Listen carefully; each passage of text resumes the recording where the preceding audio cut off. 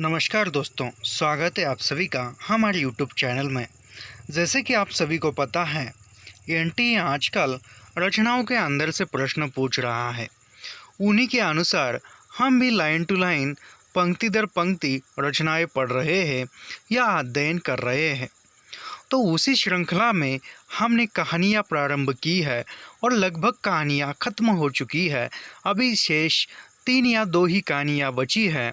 उसमें कानों में कंगना और परिंदे 2 कहानियाँ शेष है। आज हम कमलेश्वर की कहानी राजा नीरबंसिया देखने जा रहे हैं। तो ऐसे ही कहानियाँ ख़त्म होने के तुरंत हम कविताएं प्रारंभ करेंगे। उसके बाद ऐसे ही एक एक करके सभी विधाओं का हम पंक्ति दर पंक्ति अध्ययन करेंगे।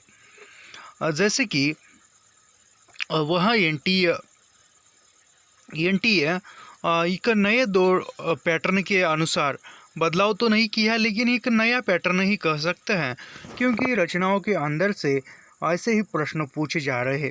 उन्हीं के अनुसार हम भी निःशुल्क तरीके से आप तक पढ़ाई करने का एक जरिया, एक साधन पहुंचा रहे हैं।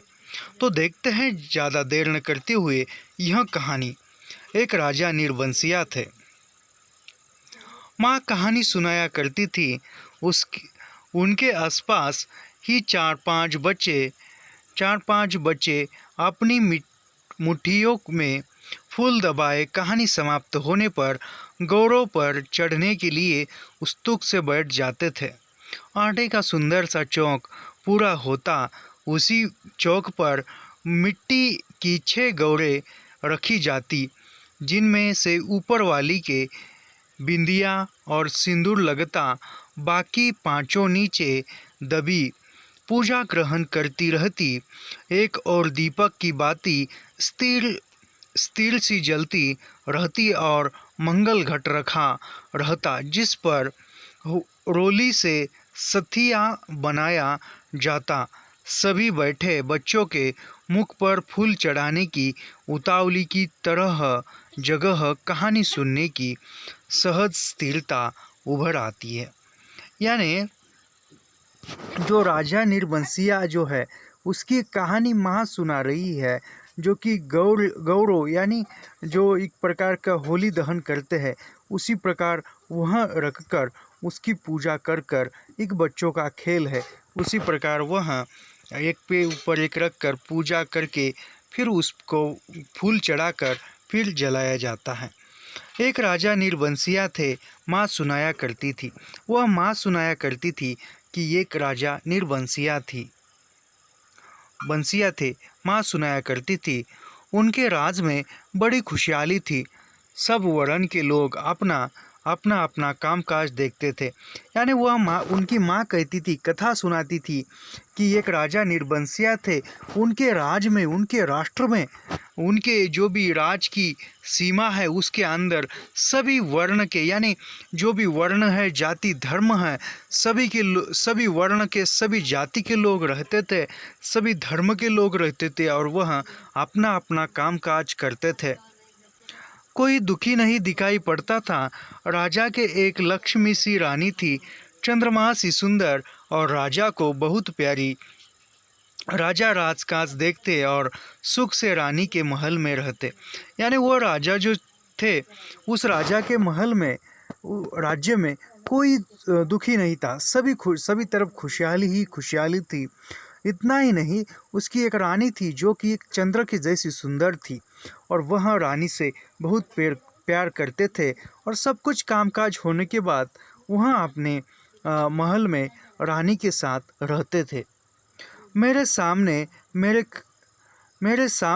मेरे ख्यालों का राजा था, राजा जगपति। जब जगपति से मेरी दांत कांटी दोस्ती थी, दोनों मिडिल स्कूल में पढ़ते जाते। यानी यह इसके सामने एक राजा है, जगपति, जो कि दोनों स्कूल से फ्रेंड है, एक अच्छे से मित्र है। दोनों एक से घर के थे, इसलिए बराबरी की निभती थी। मैं मैट्रिक पास करके एक स्कूल में नौकर हो गया और जगपति कस्बे के ही वकील के यहाँ मुहर्रिर, यानी जो दोनों भी परिवार की, दोनों जो मित्र थे, जगपति और लेखक, इन दोनों के ही घर की जो स्थिति थी मध्यम वर्गीय या जो भी स्थिति थी वहाँ एक समान थी। यानी दोनों का परिवार जो था स्थिति के अनुसार एक लेवल का था, एक दायरे का था। तो वहाँ स्कूल ख़त्म करने के बाद यह किसी सरकारी स्कूल में नौकर की नौकरी करने लगे। और उसके बाद जो जगपति जो थे वह किसी कस्बे के वकील के यहाँ मुहर्रिर, जिस साल जगपति मुहर्रिर हुआ उसी वर्ष पास के गांव में उसकी शादी हुई, पर ऐसी हुई कि लोगों ने तमाशा बना देना चाहा। लड़की वालों का कुछ विश्वास था कि शादी के बाद लड़की की विदा नहीं होगी। यानी यहाँ पर जो है वह जगपति की जिस साल वह मुहर्रिर की नौकरी उसको मिल जाती है या मुहर्रिर बन जाता है, उसी साल पास के गांव की शादी हो जाती है। और वहाँ जो गांव वाले हैं या लड़की वाले हैं वहाँ कहते हैं कि लड़की अभी विदा नहीं की जाएगी, क्योंकि दुल्हन अभी विदा नहीं की जाएगी।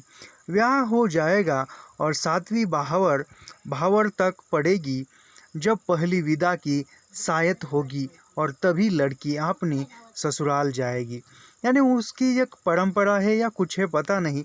वह कहते हैं कि विवाह होने के बाद 7वीं बहावर तब पड़ेगी जब पहली विदा की सायत होगी। यानी वहाँ जब 7वीं बहावर पड़ेगी तब वहाँ जो दुल्हन है उनकी बेटी है तब ससुराल जाएगी। जगपति की पत्नी थोड़ी बहुत पढ़ी लिखी थी, पर घर की लीक को कौन मेटे। बारात बिना बहू के वापस आ गई और लड़के वालों ने तय कर लिया कि अब जगपति की शादी कहीं और कर दी जाएगी। यानी जगपति की जो पत्नी थी शादी हुई वो जो दुल्हन थी वह थोड़ी पढ़ी लिखी थी, लेकिन जो घर के जो रीति रिवाज है, घर की जो परंपरा है, इसको कौन मोड़े। इसका मोड़ने का या आवाज़ उठाने का साहस तो नहीं था। लेकिन वहाँ जो लड़के वाले हैं जगपति की तरफ से, वहाँ बिना बहू ले है वैसे ही बारात लेकर आते हैं और सोचते हैं कि जगपति की शादी कहीं और कर दी जाएगी दूसरी तरफ, चाहे कानी लूली से हो। पर वह लड़की अब घर में नहीं आएगी। लेकिन साल खत्म होते होते सब ठीक हो गया। लड़की वालों ने माफ़ी मांग ली और जगपति की पत्नी ससुराल आ गई। यानी वहाँ जगपति के घर वाले सोचते थे कि जो भी लूली हो या अपाहिज हो, कैसे भी क्यों ना हो, उसकी शादी हो जाए। ऐसे विचारों में एक साल बीत जाता है और साल बीत जाते जाते जो लड़की वाले ने जो दुल्हन भेजी नहीं थी वह लड़के वाले से माफ़ी मांगते हैं और बाद में वह जगपति की पत्नी को ससुराल भेजते हैं, यानी जगपति के घर भेजते हैं। जगपति को जैसे सब कुछ मिल गया और सास ने बहू की बलाइयाँ लेकर घर की सब चाबियाँ सौंप दी, गृहस्थी का ढंग-बार समझा दिया। यानी जगपति की जो माँ है, अभी जगपति को तो सब कुछ मिल गया क्योंकि उसकी पत्नी जो थी वहाँ लौट आई थी। और जगपति की जो माँ थी उसकी माँ ने अपने बहू को यानी जगपति की पत्नी को घर का सभी जो गृहस्थी संभालने के लिए कहा। इतना ही नहीं, घर की जो चाबियाँ थी वहाँ चाबियाँ भी उसके हाथ में थमा दिया और घर का जो भी कामकाज है वहाँ ठीक तरह से समझा दिया। जगपति की माँ न जाने कब से आस लगाए बैठी थी। उन्होंने आराम की सांस ली, पूजा पाठ में समय कटने लगा। यानी वहाँ सोच ही रही थी कि जगपति की माँ कि कब बहू आए और मैं कब जो घर के कामकाज का भार उस पर सौंपूं और मैं निवांत बैठूं। यहाँ उसकी जो बात थी वह बात सच्ची हो गई थी और उसको आराम करने के लिए समय मिला था और वह आप पूजा अर्चना करने में समय बिताने लगी। 2 पहिया दूसरे के घरों के आंगन में बीतने लगी, पर सांस का रोग था उन्हें जो एक दिन उन्होंने अपनी अंतिम घड़ियाँ गिनते हुए चंदा को पास बुलाकर समझाया था। यानी जो ऐसे करते करते यहाँ से वहाँ आराम करते करते वह एक दिन अंतिम घड़ी आ गई है और वह उसकी मृत्यु होने लगी है, होने की अंतिम घड़ी गिन रही है या वह अभी समाप्त होने वाली है, उसका जीवन रुकने वाला है।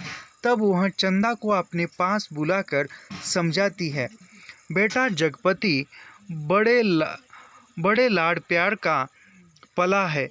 जब से तुम्हारे ससुर नहीं रहे तब से इसके छोटे छोटे हट को पूरा करती रही हूँ। यानी जो जगपति के पत्नी का नाम चंदा है और वह चंदा को पास बुलाकर कहती है कि बेटा, जगपति को मैंने बड़े लाड प्यार से बड़ा किया है। जब से तुम्हारे ससुर नहीं रहे, यानी जब से जगपति का पिता नहीं रहा, तब से मैंने इसके छोटे छोटे जो हट है, छोटी छोटी जो बातें हैं, वह मैंने पूरी कर की है। आप तुम ध्यान रखना। फिर रुककर उन्होंने कहा था, यानी वह कहती है कि आप तुम इसका ध्यान रखना जगपति का। और वह थोड़ी रुककर और कुछ कहती है, जगपति किसी लायक हुआ है तो रिश्तेदारों की आंखों में करकने लगा है। तुम्हारे बाप ने ब्याह के वक्त नादानी की जो तुम्हें विदा नहीं किया। यानी वह कहती है कि जगपति आप बड़ा हो गया है और स्कूल में नौकरी करने लगा है, तो लोगों के आंखों में वह चुभने लगा है, करकने लगा है, यानी चुभने लगा है, बुरा लगने लगा है। और उसमें पहले से तो बुरा लगने लगा था, लोग भला बुरा कह रहे थे, बुरी नज़र से देख रहे थे, लेकिन उसमें तुम्हारे पिता ने तुम्हें वक्त पर हमारे यहाँ विदा नहीं किया तो मेरे दुश्मन जेवर जेठों को मौका मिल गया। यानी तुम्हें नहीं भेजा तो वहाँ उनको बोलने का और भी मौका मिल गया, क्योंकि वहाँ बोलने वाले तो मौका ही ढूंढते हैं। उनको इसी बात पर एक मौका मिला, एक चांस मिला। तुम्हार खड़ा कर दिया कि आप अब विदा करवाना, नाक कटवाना है।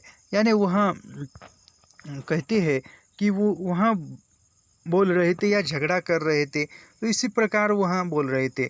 जगपति का ब्याह क्या हुआ, उन लोगों की छाती पर सांप लौट गया। सोचा घर की इज्जत रखने की आड़ लेकर रंग में भंग कर दे। यानी वहाँ जो लोग हैं, वहाँ लोग जो कि इसके सास के जेठ जेवर थे, वहाँ कहते थे कि वहाँ बोलने का मौका ही, और इस पर उस समय पर दुल्हन को विदा नहीं किया था, तो इनको बोलने का चांस मिला था और वहाँ घर में ही बोल रहे थे, कभी कभी झगड़ा करने उठते आ रहे थे। आप बेटा, इस घर की लाज तुम्हारी लाज है। आज को तुम्हारे ससुर होते तो भला कहते कहते माँ की आंखों में आंसू आ गए। यानी वह दुल्हन को यह बता रही है, चंदा को यह बता रही है, जगपति के पत्नी को यह बता रही है। ऐसा कहते कहते उसके आंखों में आंसू आ जाते हैं और वे जगपति की देखभाल उसे सौंपकर सदा के लिए मौन हो गई थी।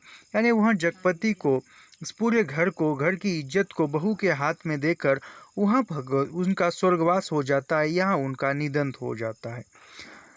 एक अरमान उसके साथ ही चला गया कि जगपति की संतान को 4 बरस इंतजार करने के बाद भी वे गोद में न खिला पाई। यानी वहाँ एक जो सपना था उसका, जगपति के माँ का, इतना ही था कि उसके बेटे को अपने गोद में खिला न सकी। यानी वहाँ जो जगपति का कोई बच्चा हो और मैं मेरी आँखों से देखूं, यह जगपति की माँ का जो सपना है, वह सपना अधूरा रह गया था। और चंदा ने मन में सब्र कर लिया था, यही सोचकर कि कुल देवता का अंश तो उसे जीवन भर पूजने को मिल गया था। यानी जो कुल देवता, यानी जो कुल के देवता होते हैं, उनको पूजने का अवसर जो था वह जीवन भर मिला था। घर में चारों तरफ जैसे उदारता बिखरी रहती, अपना अपना पा बरसता रहता। उसे लगता जैसे घर की अंधेरी एकांत कोठरियों में यह शांत शीतलता है जो उसे भरमा देती है।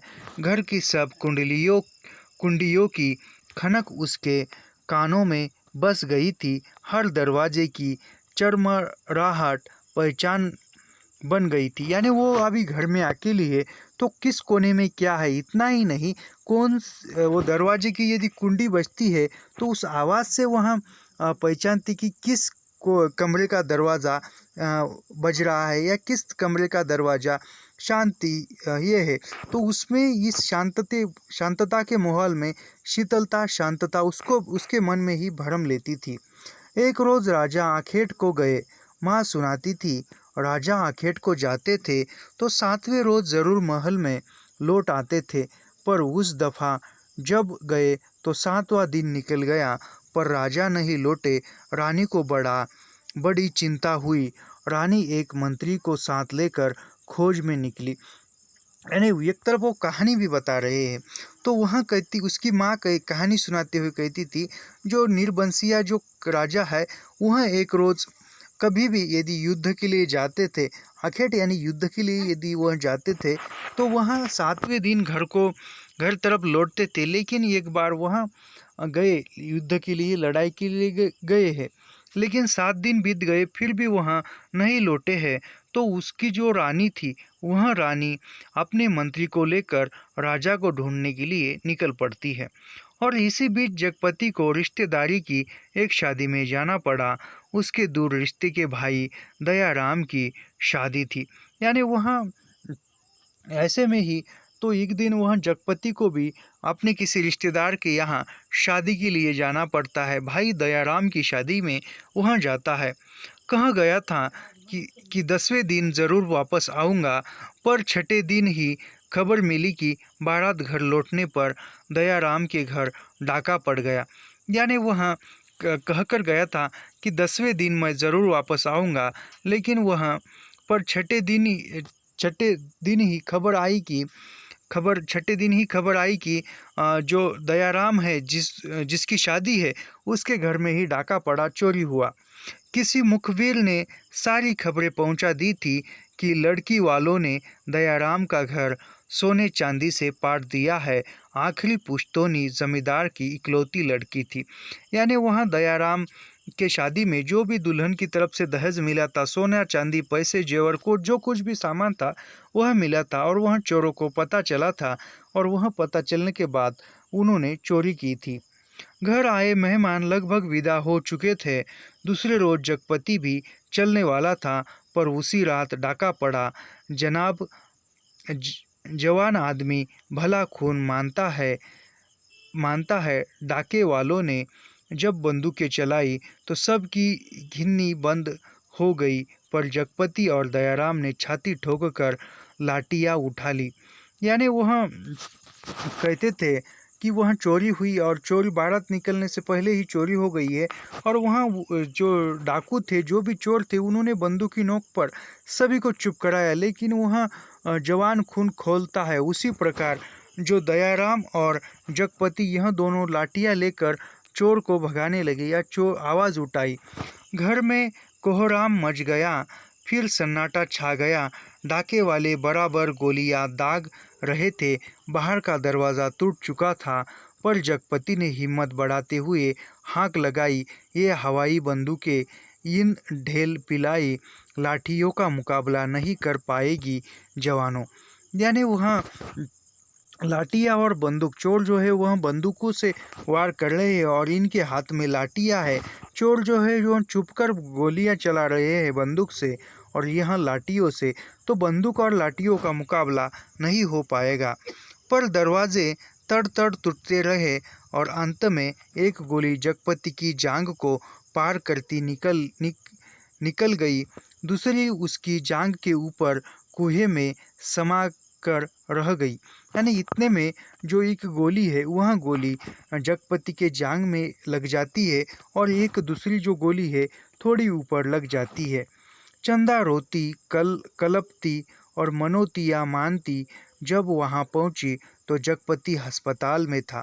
यानी वो बात सब कुछ पता चली है घर में, और जो चंदा यानी जगपति की जो पत्नी है उसको पता चलती है, तब वह रोती कलपती जाती है। तो वहाँ जगपति जो है वह अस्पताल में था। दयाराम के थोड़ी चोट आई थी, उसे अस्पताल से छुट्टी मिल गई थी। जगपति की देखभाल के लिए वहीं अस्पताल में मरीजों के रिश्तेदारों के लिए जो कोठरियाँ बनी थी उन्हीं में चंदा को रुकना पड़ा। यानी जो मरीज थे, पेशेंट के देखभाल के लिए अलग से कमरा था, उसी कमरे में चंदा को यानी जगपति के पत्नी को रुकना पड़ा। इतना ही नहीं, जो जो उसका साथी था दयाराम, दयाराम को एक छोटी सी चोट थी तो उसको तुरंत छुट्टी मिल गई थी और चंदा को उसी कमरे में उसकी देखभाल करने के लिए अस्पताल में ही रहना पड़ा। कस्बे के अस्पताल से दयाराम का गांव 4 कोस पड़ता था।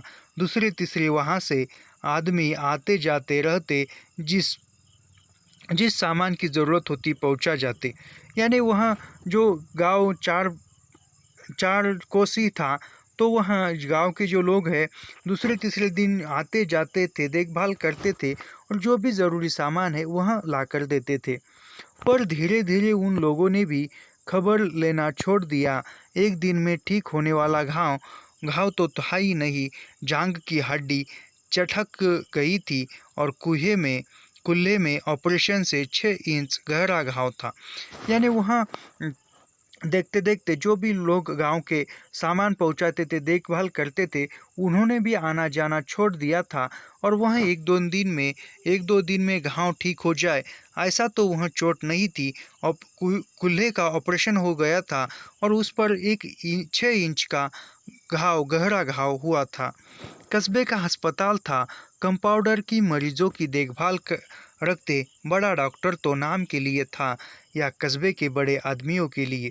यानी वहाँ कस्बे का अस्पताल, जो भी नौकर है, जो भी कंपाउंडर है, वही मरीजों की देखभाल करता था। वहाँ का डॉक्टर तो सिर्फ बड़े आदमियों के लिए था, ज़मींदारों के लिए था, पैसे की तरफ ही था। लेकिन वहाँ जो मध्यवर्गीय जो है पेशेंट है, उसकी तरफ तो देखता नहीं था। छोटे लोगों के लिए तो कंपाउंडर साहब ही ईश्वर के अवतार थे। यानी वहाँ कंपाउंडर जो था वही जो सामान्य लोगों के लिए, सामान्य मरीजों के लिए कि ईश्वर के जैसा था, क्योंकि वह भी कंपाउंडर ही समय पर उसकी देखभाल करता, दवाई गोलियां देता था। इसलिए वह कंपाउंडर को ही ईश्वर के समान मानते थे।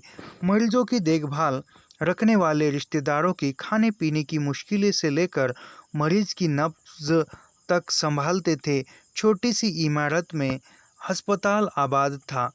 यानी वहाँ जो मरीज के साथ अन्य जो लोग हैं उसके खाने पीने से लेकर सब कुछ जो अस्पताल का काम है, रोगियों को देखना, गोलियां देना, उनके खाने पीने का सब कुछ कंपाउंडर ही देखता था। और वो छोटा सा अस्पताल था।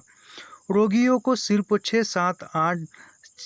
6-7 खाटें थी। मरीजों के कमरे से लगा दवा बनाने का कमरा था, उसी में एक आराम कुर्सी थी और एक नीची सी मेज।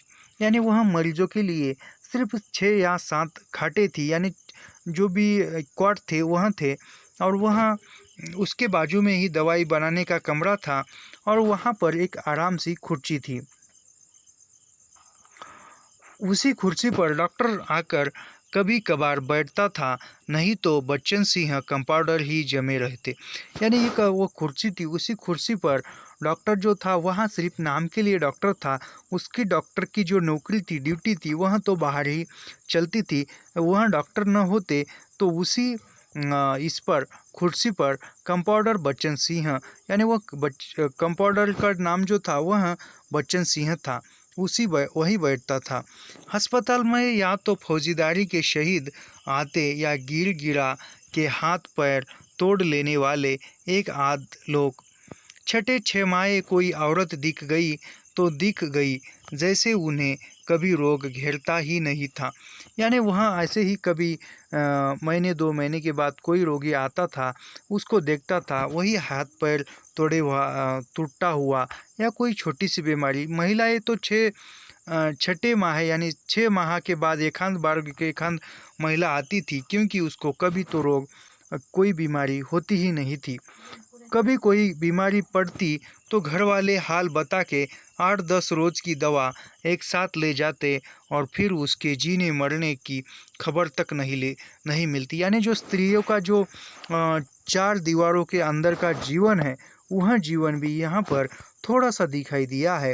यानी उसको कुछ बीमारी हो ही जाती थी तो घर वाले बोलकर 8-10 दिन की दवाइयाँ ले जाते थे और वह खाए पिए, उसकी बीमारी ठीक है कुछ नहीं, बाकी उसकी तरफ ध्यान न दिया जाता था। उस दिन बच्चन सिंह जगपति के घाव की पट्टी बदलने आया। उसके आने में और पट्टी खोलने में कुछ ऐसी लापरवाही थी जैसे गलत बंदी पगड़ी को ठीक से बांधने के लिए खोल रहा हो। यानी वह एक दिन, उसी दिन यानी एक दिन जो बच्चन सिंह है वह जगपति के घाव की पट्टी बदलने के लिए आया था, और वह उसके आने में और एक पट्टी खोलने में कुछ ऐसी लापरवाही थी। यानी वह कुछ लापरवाही की तरह से काम कर रहा था अपना, और वहाँ जैसे पट्टी पहले से बंदी हो और वहाँ गलत हो गई हो और फिर से वहाँ खोल रहा हो, इसी प्रकार कुछ अवस्था हो गई थी। चंदा उसकी कुर्सी के पास ही सांस रोके खड़ी थी। वह और रोगियों से बात करता जा रहा था।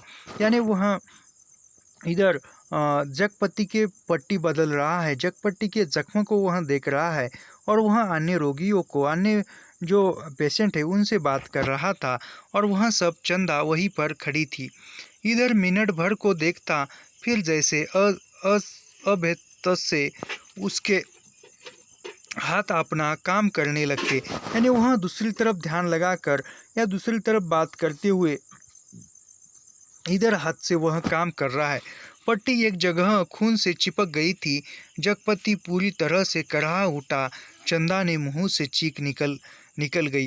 यानी वह एक तरफ से लापरवाही से वह पट्टी निकाल रहा था। बच्चन सिंह कंपाउंडर है वह, और वह निकालते समय वह खींचता है तो वह जगपति के मुंह से एक कराहने की आवाज़ उठती है और चंदा भी चीखती है। बच्चन सिंह ने सतर्क होकर देखा तो चंदा मुख में धोती का पल्ला खोसे अपनी भयातुर आवाज़ दबाने की चेष्टा कर रही थी। यानी वह बच्चन सिंह देखता है उसकी तरफ, तो वह एक कपड़े से अपना मुंह, अपनी आवाज़ दबाने की कोशिश कर रही थी। जगपति एक बारगी मछली सा तड़प कर रह गया। बच्चन सिंह की उंगलियां थोड़ी सी थरथराई कि उसकी बाह पर टप से चंदा का आंसू छू पड़ा। यानी वह आवाज़ सुनने के बाद वह जो बच्चन सिंह जगपति है, जगपति मछली की तरह तड़प रहा था क्योंकि उसका दर्द हो रहा था। तभी वह बच्चन सिंह है देखता है, पट्टी ध्यान से खोलने की कोशिश करता है। तब उसके शरीर पर चंदा के आँखों का आंसू गिरता है।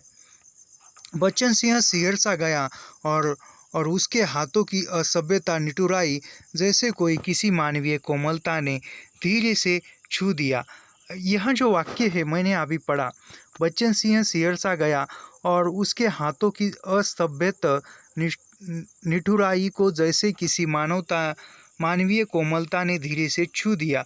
यह जो वाक्य है पहले भी बहुत बार पूछा गया है नेट की परीक्षा में, जो कि यह वाक्य किस कहानी का है, ऐसा सवाल पूछा गया था, प्रश्न पूछा गया था। मेरे ख्याल से 2020 या 2021 के एग्ज़ाम में नेट के पूछा गया हुआ यह वाक्य था। यह वाक्य दिया हुआ था और नीचे लिखा था, नहीं ऐसा था, निम्नलिखित वाक्य किस कहानी का है, तो वह यह वाक्य दिया था बच्चन सिंह। यानी जो उसके शरीर पर चंदा के आँख की आंसू की बूंद गिरती है, तो वह बूंद गिरने के बाद उसके मन में कभी मानवीय जो कोमलता है वह जाग उठती है और वह एक सियर सा जाता है। यानी वह एकदम चकित हो जाता है। कराहो दर्द भरी चीखों और चटकते शरीर के जिस वातावरण में रहते हुए भी वह बिल्कुल अलग रहता था, फोड़ों को पके आम सा दबा देता था। यानी वह अभी वो 24 घंटे उसी अस्पताल में रहता था। यानी जो काम करते करते उसको तो एक आदत सी हो गई थी, तो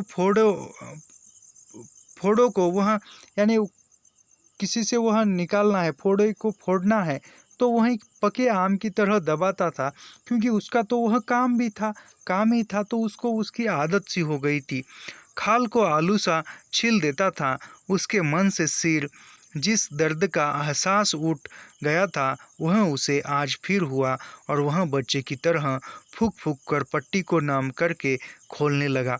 यानी जो चंदा के आँख से गिरा हुआ आंसू उसके शरीर पर गिरता है तो उसमें एक बदलाव सा आता है। क्योंकि कैसा बदलाव, अभी अस्पताल का काम, और वहाँ का वो कंपाउंडर चौबीसों घंटे वही काम करता है, वो एक जो अमानवीयता के साथ पट्टी खींचता है, बोलता है और वह कितना ही पेशेंट क्यों ना चिल्लाए, वह अपना अपना काम अपनी अपनी तरीके से लापरवाही से करता है। मगर वह उसके शरीर पर वह चंदा के आंख का आंसू गिरने के बाद उसके मन में एक कोमलता आती है, और वह जो है वह जो पट्टी निकाल रहा था जगपति के घाव की, तो वह फूंक फूंक कर थोड़ा हल्के से पट्टी निकालने की कोशिश करता है बिना दर्द हुए। चंदा की ओर धीरे से निगाह उठाकर देखते हुए फुसफुसाया, सच रोगी की हिम्मत टूट जाती है ऐसे। यानी वह चंदा की तरफ देखकर कहता है, चंदा को कहता है कि तुम ऐसे मत चिल्लाओ, ऐसे चिल्लाने से जो रोगी है, जो बीमार व्यक्ति है, उसकी हिम्मत टूट जाती है, उसकी जो सहनशीलता है वह टूट जाती है, और वह और दर्द दर्द में जाने लगता है, ऐसा वह कहता है।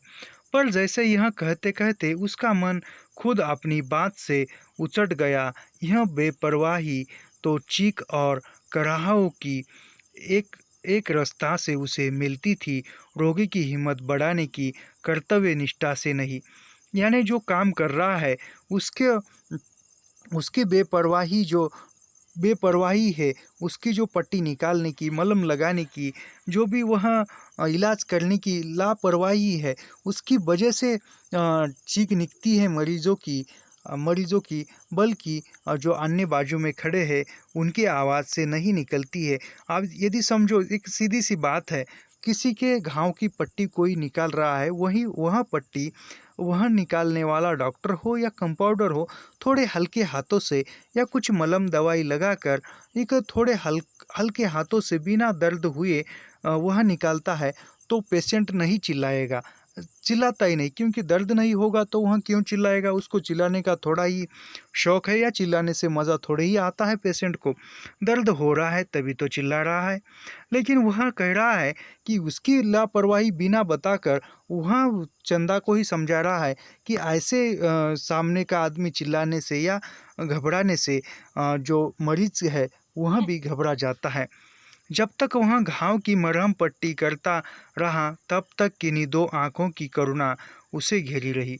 यानी वह मलहम पट्टी जो कर रहा था, तब तक वह चंदा उसकी तरफ देख रही थी, और हाथ धोते समय वह चंदा की उन चूड़ियों से भरी कलाई को बेझिझक देखता रहा, जो अपनी खुशी उससे मांग रही थी।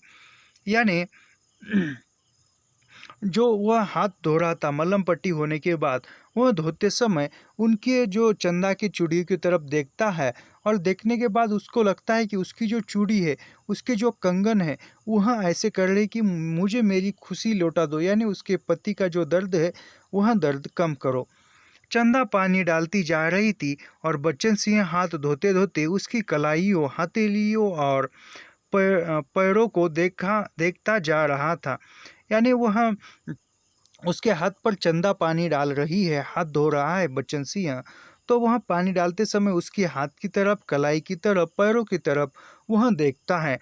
दवा खाने की ओर जाते हुए उसने चंदा को हाथ के इशारे से बुलाकर कहा, दिल छोटा मत करना, जांग का घाव तो 10 रोज में भर जाएगा, कुल्हे का घाव कुछ दिन जरूर लेगा।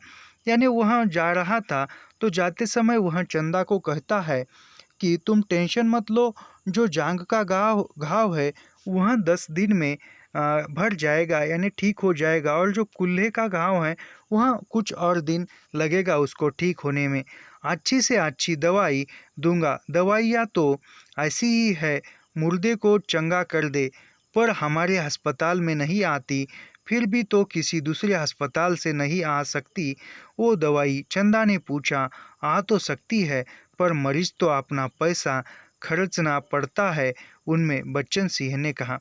यानी वह बच्चन सिंह कहता है कि जो ऐसी दवाइयाँ दूंगा कि मुर्दे को भी जिंदा कर सकेगी, लेकिन वह दवाइयाँ आती तो नहीं है अपने अस्पताल में, लेकिन आती भी है, उसके लिए जो है पैसा खर्च करना पड़ता है, यानी पैसे देना पड़ता है।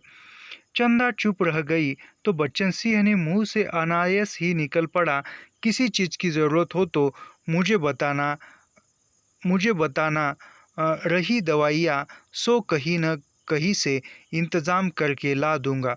यानी वह चंदा को कह रहा है कि किसी चीज़ की ज़रूरत हो तो मुझे बता देना, दवाइयाँ मैं कहीं ना कहीं से ला कर देने की कोशिश करता हूँ या देता हूँ। महक महकमे से मंगाएंगे तो आते आवाते महीनों लग जाएंगे। शहर के डॉक्टर से मंगवा दूंगा, ताकत की दवाइयों की बड़ी ज़रूरत है उन्हें, अच्छा देखा जाएगा। कहते कहते वह रुक गया। यानी वह कहता है जो एनर्जी की दवाइयाँ है उसकी ज़रूरत उनको यानी जगपति को है। वह कहता है महकमे से मंगवाएंगे तो महीनों लग जाएंगे आते हुए, और यदि शहर से डॉक्टर से लाएंगे तो वह ज़रूर आएंगी अच्छी तरह से, ऐसा कहता है। और वह बोलते बोलते एकदम रुक सा जाता है। चंदा से कृतज्ञता भरी नज़रों ने उसे देखा और उसे लगा जैसे आंधी में उड़ते पत्तों को कोई अटकाव मिल गया हो। अभी यह कहता है बच्चन सिंह कि दवाइयाँ लाने की कोशिश करता हूँ, कोई ज़रूरत है तो मुझे बताना, मैं अवश्य मदद करूँगा, ऐसा करता है। ऐसा वह बोलने के बाद चंदा के मन में एक कृतज्ञता भाव उभर कर आता है और ऐसा लगता है कि मानो कोई पत्ता या कोई सूखा हुआ पत्ता पेड़ से गिरकर हवा में आंधी में हवा में उड़ रहा है और वह उड़ते उड़ते किसी अन्य स्थान पर जाकर कोई सहारे से अटक कर वहाँ रुक जाता है। तो उस पत्ते को जितना सुकून मिलता है उतना ही सुकून यहाँ पर चंदा को मिलने लगता है। आकर वह जगपति की खाट से लगकर बैठ गई। उसकी हथेली लेकर वह सहलाती रही, नाखूनों को अपने पैरों से दबाती रही। यानी वह आकर आने के बाद वह जगपति की जो खाट है, बेड है, वहाँ आकर बैठ जाती है और उसके हाथों को हथेली को लेकर सहलाने लगती है। वहाँ सहलाने लगती, इतना ही नहीं खुद के पैरों को नाखूनों को पैरों से दबाती है। तो इस भाग में हम कहानी यहाँ तक देखेंगे, इसके आगे की कहानी कल के वीडियो में देखेंगे। तो आगे की कहानी सुनने के लिए या अध्ययन करने के लिए, साथ ही नेट जेआरएफ की पढ़ाई निःशुल्क करने के लिए हमारे चैनल को सब्सक्राइब कीजिए, लाइक कीजिए और शेयर करना मत भूलिए। मिलते हैं अगले वीडियो में। धन्यवाद।